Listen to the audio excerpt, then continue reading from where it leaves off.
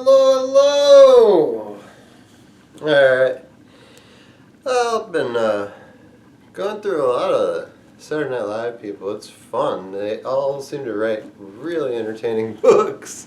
Just like, guess why I read so much of them. This next guy is also a Saturday Night Live guy. He used to do a lot of impressions.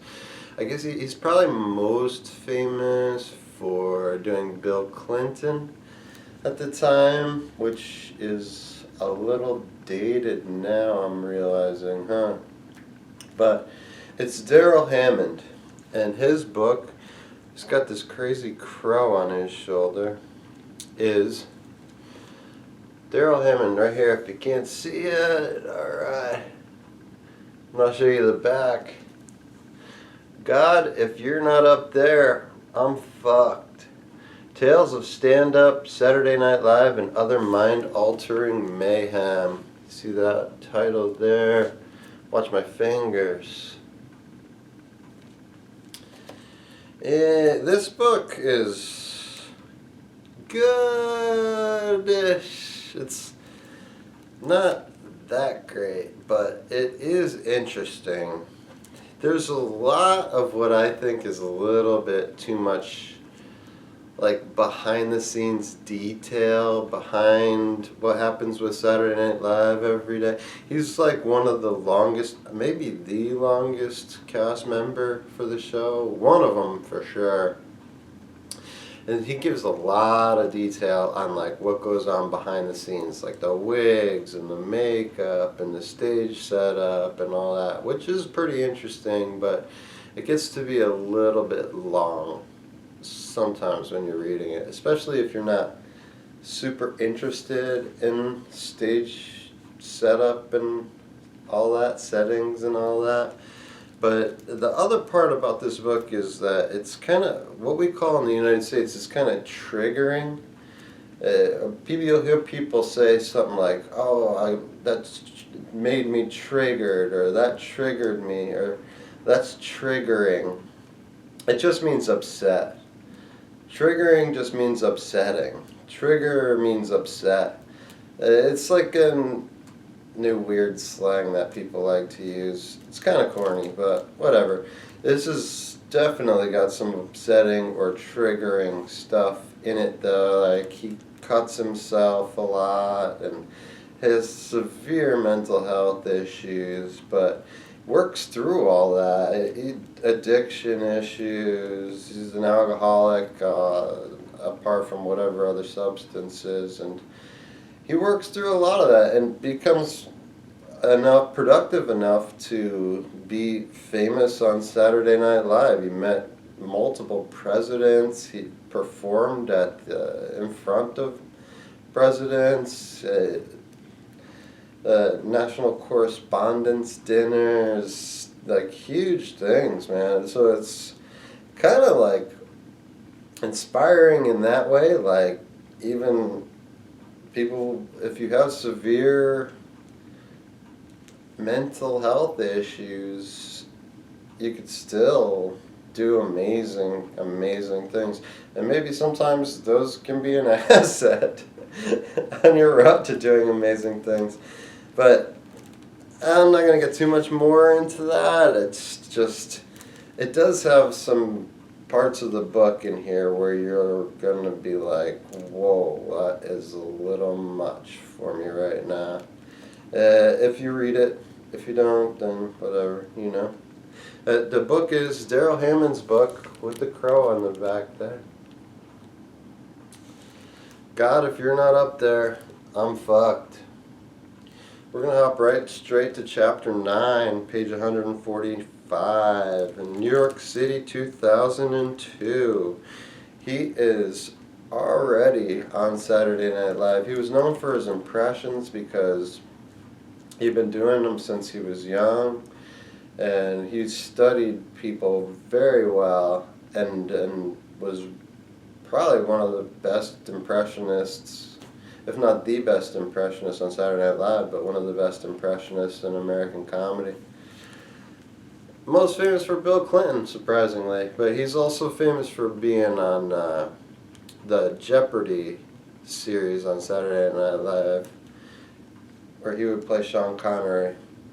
Pretty funny guy, actually. Really funny. Hard worker. And pretty inspiring, but the book is a little bit fucked at times. Anyway, this chapter 9 is titled, You Want Me to Go Where? New York City, 2002.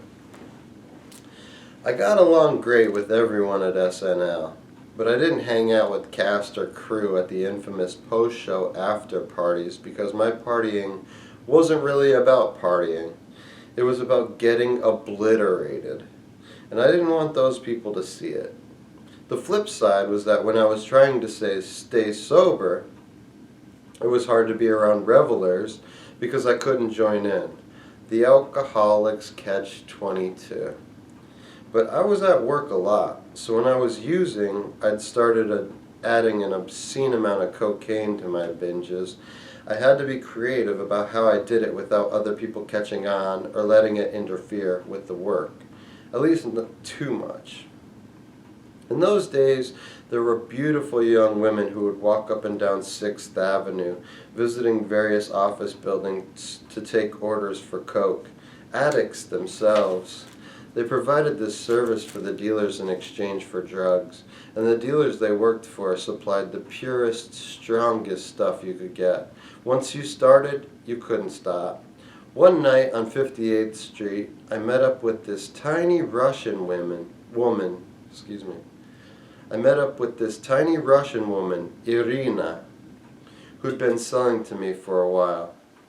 There was blood running out of her nose and over her lips from all the powder she'd snuffed up her own nose. She was in a kind of stupor.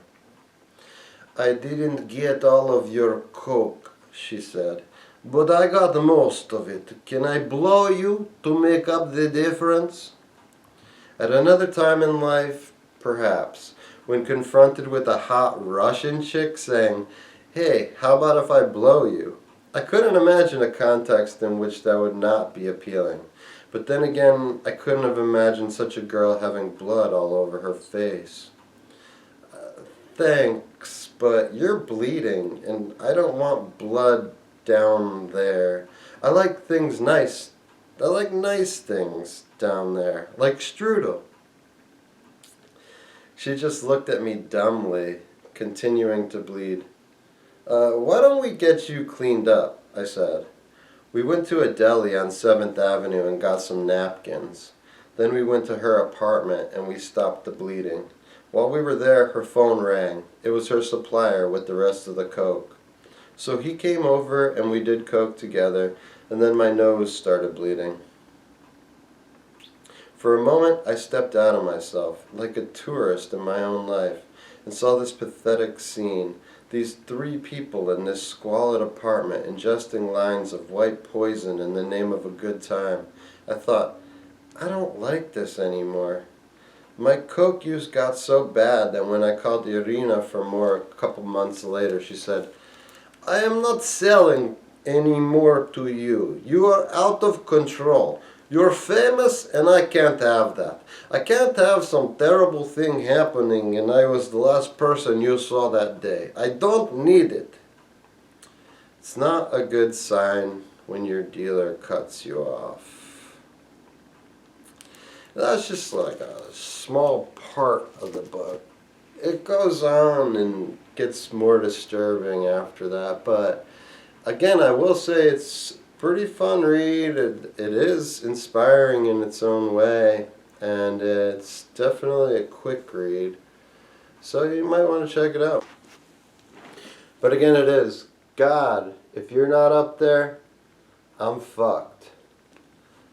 Tales of Stand-Up, Saturday Night Live, and Other Mind-Altering Mayhem. I'll read the back real quick. I have to give the SNL crew props. It cannot have been easy to work with me. Over the years, the medication I was on included Depakote, Lamictal, Zyprexa, Abilify, Zoloft, Ativan, Triavil, and Klonopin. I was drinking, doing coke, cutting myself in my dressing room. I was repeatedly shipped off to rehab or a psychiatric unit, and once taken out of the SNL offices in a straitjacket. But somehow, perhaps because I'm my father's son after all, I was able to soldier on and perform. That is, until I wasn't.